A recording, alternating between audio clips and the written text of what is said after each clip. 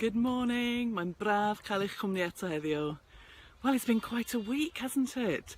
Sun and daffodils and frolicking lambs at one end of the week, and then blizzards and icy winds and some frozen looking lambs outside my window. Well, welcome to springtime in the UK. But the other thing I've been thinking about all week really has still been the resurrection. Aren't you glad that Jesus isn't just for Christmas or just for Easter? You know, every day we live in the aftermath reality of the resurrection. Every day is Resurrection Day when you know and follow Jesus. Hallelujah. This morning we are going to open our worship with a song led by Sue and Alan, and the last chorus says this. It says, "This the power of the cross, Son of God slain for us. What a love, what a cost. We stand forgiven at the cross." So as the introduction plays, why not stop and just gently put down your cares this week and thank God again for meeting you at the cross. cross.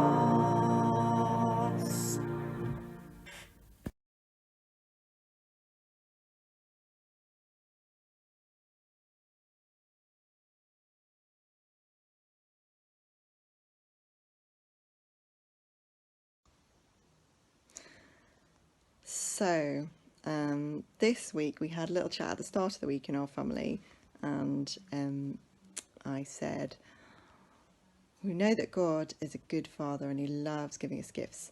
So what gifts would we like to ask for this week? What spiritual gifts would we like for the week coming up? So we all took a turn. And what did you ask for, Heath? Can you remember? Joy in all circumstances. Yeah, which I thought was a good one to ask for. And what did you know in your mind was coming up this week that you maybe weren't that looking forward to?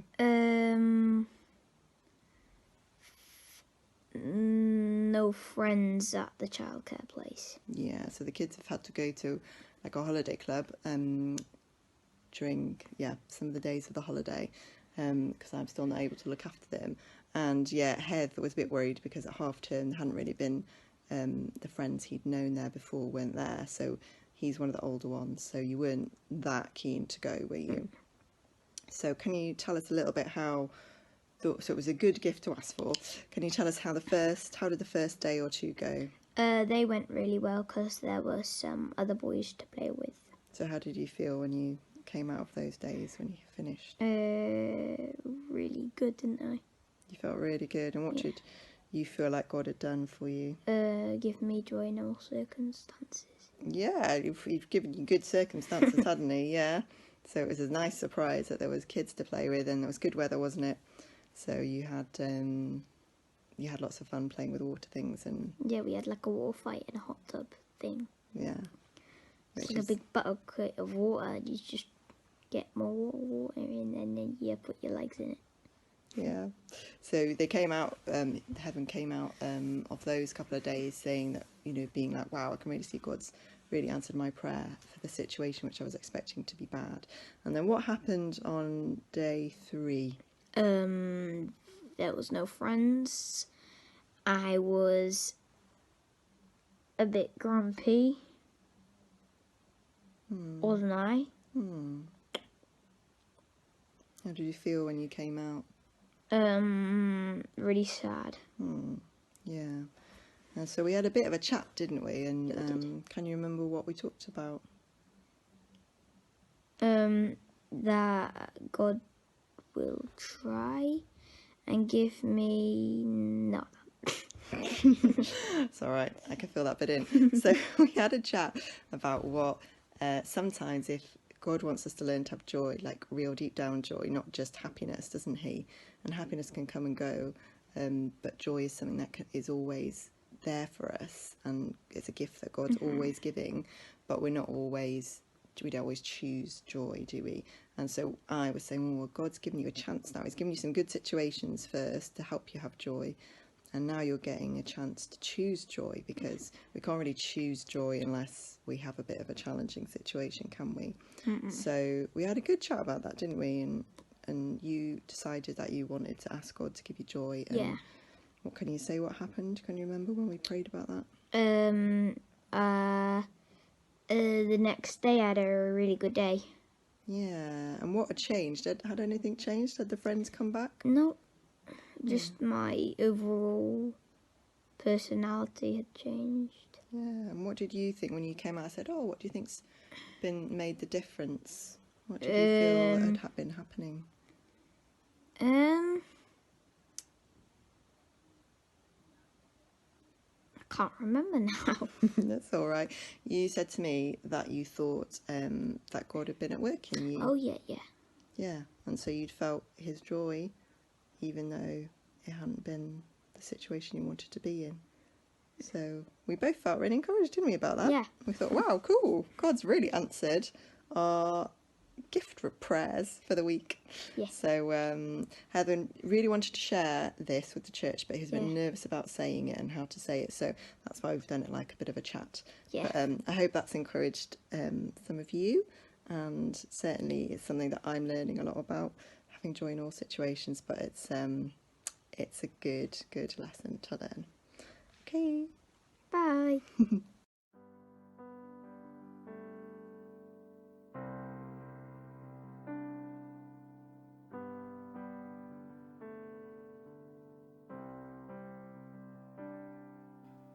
Great is Lord and most worthy of praise. The city of our God, the holy place, the joy of the whole earth.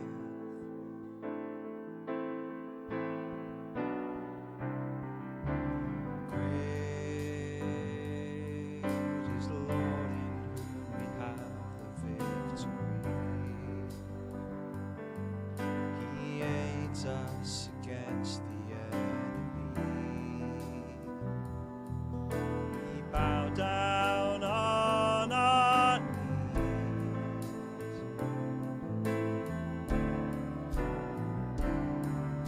And Lord, we want to lift your name on high.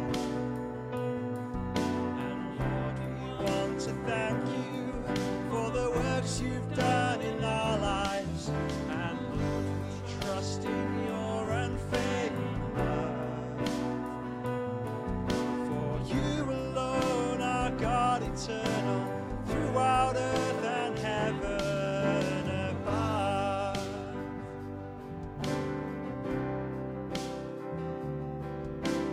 Great is the Lord and most worthy of praise. The city of our God, the joy of the whole earth.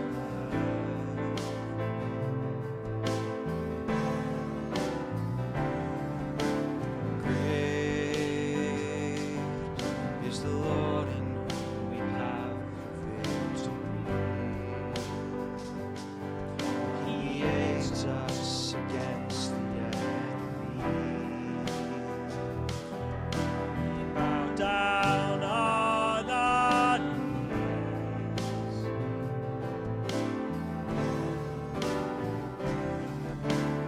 Lord, we want to lift your name on high. And Lord, we want to thank you for the works you've done in our lives. And Lord, we trust in your unfailing love. For you alone are God eternal, throughout earth and heaven. And Lord, we want to lift your name on high. And Lord, we want to thank you for the works you've done in our lives. And Lord, we trust in your unfailing love. For you alone are God eternal, throughout earth and heaven above.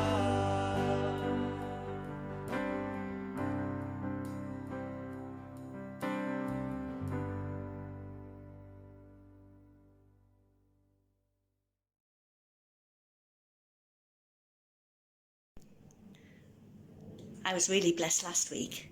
I met Charlie. Charlie is my 6-month-old great nephew. He's gorgeous.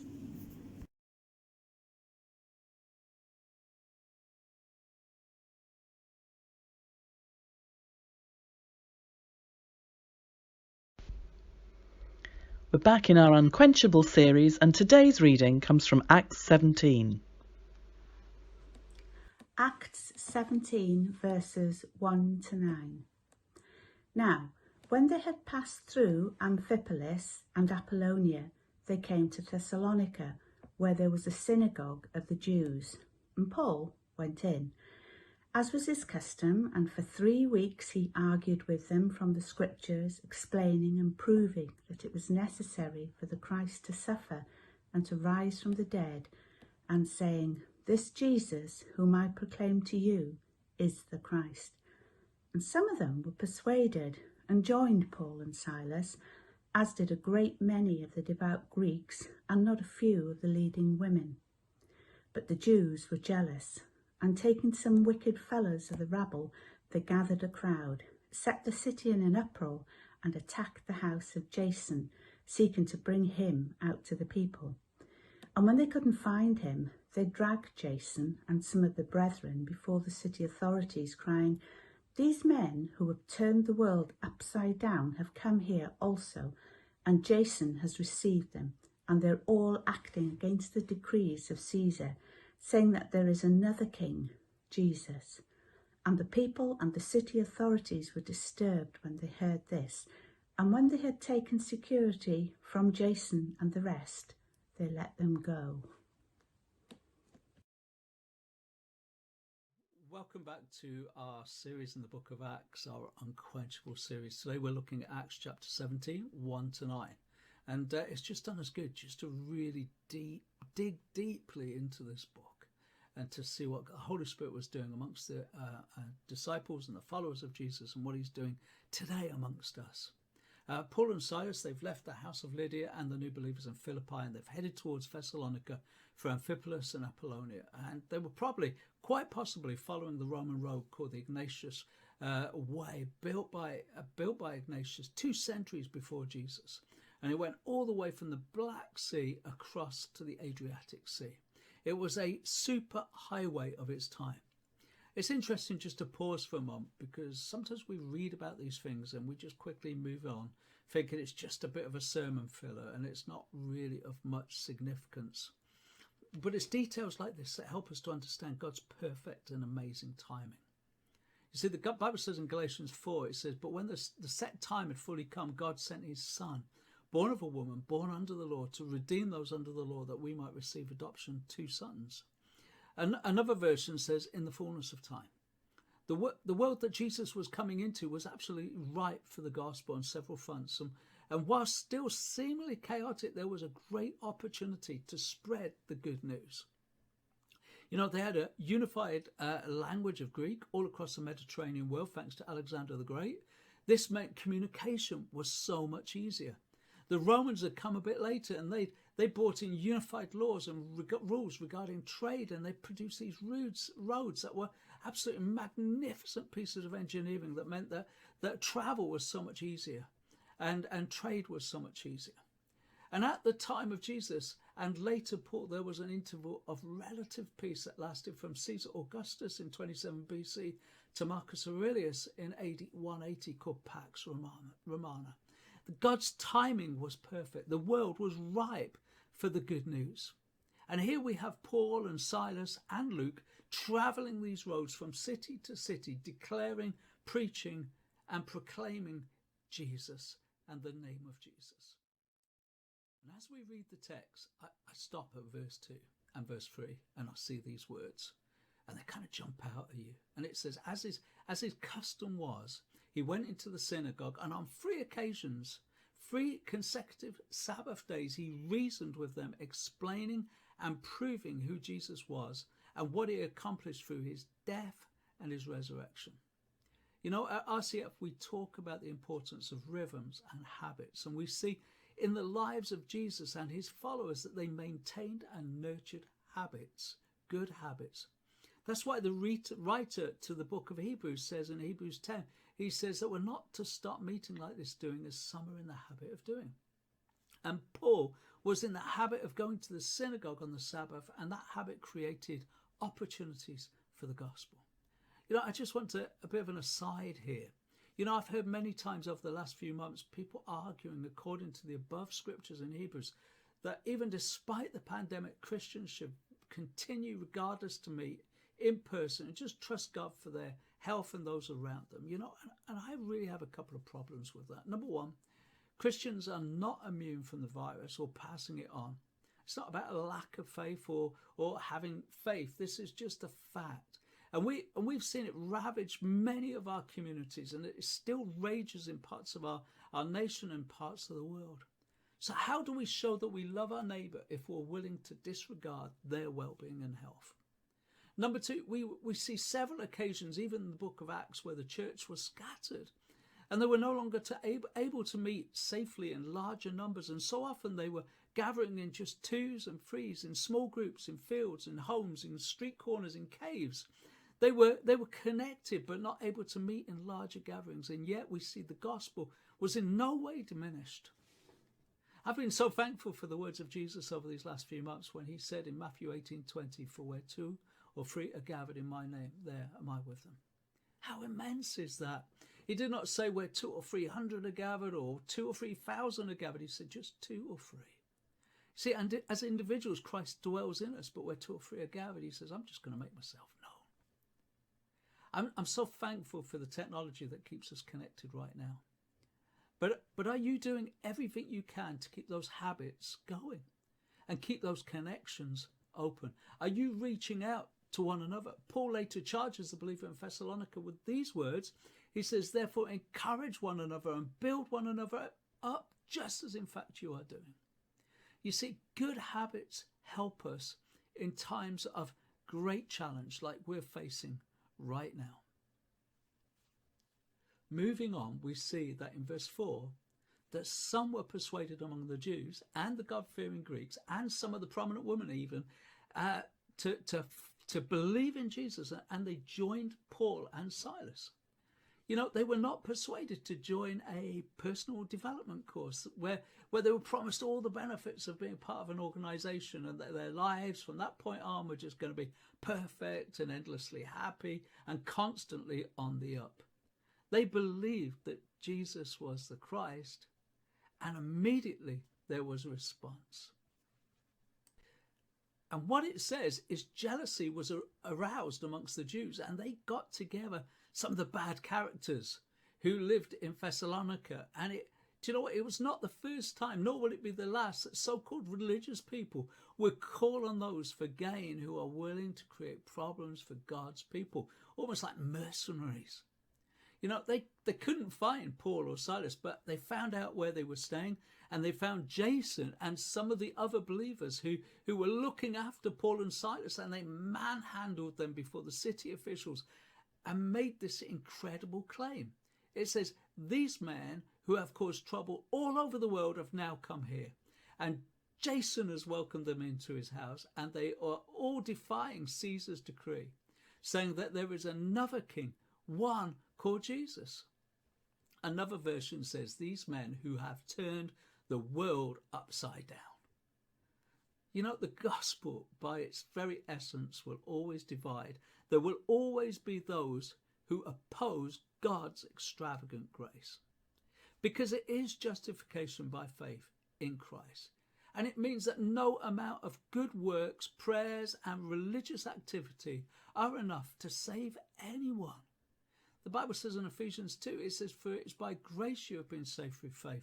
And this is not from yourself, it's a gift of God. It's not by works that no one can boast. See, you can see how this would overturn the apple cart of respected society, that suddenly the door is flung open to what Paul describes as the foolish things of the world, the weak things, the lowly and the despised, and the things that are not the clever and the educated. No wonder Jesus was considered a stumbling block to Jews and foolishness to Gentiles. It was like having a polite gentleman's society club where everything was done a specific way, going back into the midst of times, throwing the doors over to the world, Jews and Gentiles, slaves and free, male and female, all equal before God. Galatians 3:26-28 says, so in Christ Jesus, you are all children of God through faith. For all of you were baptized into Christ, have clothed yourself with Christ. And there is neither Jew nor Gentile, neither slave nor free, nor is there male or female, for you are all one in Jesus Christ. See, their world was being turned upside down, and they didn't know what to do about it, so they wanted to run the revivalists out of town. You know, as the gospel is declared, the captives are freed in the name of Jesus. Paul is declaring that there is in fact another king, and that his name is Jesus, and that we're to follow him with all of our hearts and all our minds and all of our souls. Do you know what? The gospel, the good news, whilst it is good news, is also a disruptor. By definition, a disruptor is a person or a thing that prevents something, especially a system or a process or an event, from continuing as usual or as expected. Jesus disrupts our lives and disrupts the lives of religious institution when he confronts us with the truth that our best efforts are not good enough. That he's not impressed with our fancy buildings and our smells and our bells. What he's interested in is our hearts. And that's enough to enrage those whose faith is in their ability to fix themselves and others just by behaviour modification. Galatians 2:21 says, I do not set aside the grace of God, for if righteousness could be gained through the law, then Christ died for nothing. Eugene Peterson's message says it like this: is it not clear to you that to go back to the old rule-keeping, peer-pleasing religion would be an abandonment of everything personal and free in my relationship with God? I refuse to do that. To repudiate God's grace. If a living relationship with God could come by rule-keeping, then Christ died unnecessarily. I just read a snippet of Jake Hanson's book, Crossing the Divide, about John Wesley. And it says the angry mobs could often be vicious, chasing Wesley and his companions with clubs and cleavers or any other potentially deadly instrument at hand. He was often pelted with stones, smeared with dirt, grabbed by his soft hair, and as one of the rabble once noticed in surprise, and chased into houses which they threatened to burn or tear down. Of course, this has always happened where the gospel is preached and Jesus is made known. In fact, it's happened even during the last Great Awakening in Wales, and it happens all around the world today. Mobs are hired to chase the revivalists and the preachers of good news out of town. You must understand, people's lives being transformed by Jesus can be bad for some business, both religious and secular, and this manifests itself in violent, often ugly responses. Jesus says, remember what I told you, a servant is not greater than his master. If they persecuted me, they will persecute you also. If they obeyed my teaching, they will also obey yours also. Hang on a minute. Some of you are thinking, when I became a Christian, I wasn't told this. It was about me. I needed to get right with God. I needed to know I was going to heaven. And there's nothing wrong with this.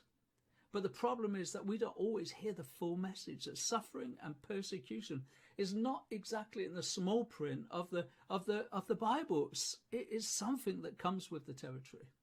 It comes with aligning ourselves with Jesus, not through arrogance or thinking that we're better than anyone else, but just being able and willing to name that name and claim it as our own. I would like to encourage you to watch again the film Sheep Amongst Wolves, which tells a courageous story of the believers in Iran. Find it on YouTube. Whenever you find your heart growing hard towards the gospel, watch it and let it stir you. Lord, that we will be filled with such passion. We're close today with the words of Peter, read from the message. And it says, friends, when life gets really difficult, don't jump to the conclusion that God isn't on the job. Instead, be glad that you're in the very thick of what Christ experienced. This is your spiritual refining process with glory just around the corner. If you're abused because of Christ, count yourself fortunate. If the Spirit of God and his glory is on you that brought you to the notice of others, if they're on you because you broke the law or disrupted peace, that's a different matter. But if it's because you're a Christian, don't give it a second thought. Be proud of your distinguished status. Let God's Spirit rest on you. Invite him to fully make himself known in you and through you, because God wants to use you and he wants to use me to reach our communities, reach in with the hope and the good news of who Jesus is. So be blessed, be encouraged, and know that he is with you and he promised never to leave you. Amen.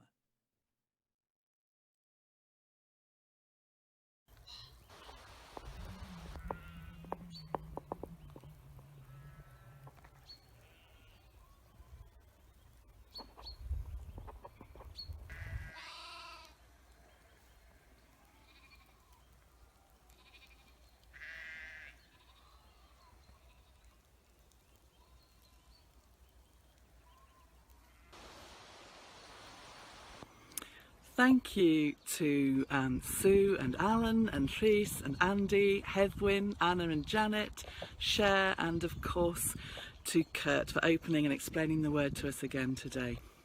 And thank you to Billy too for all the weeks that she stepped in and uploaded onto Facebook and YouTube our services whilst Josh has been on paternity leave.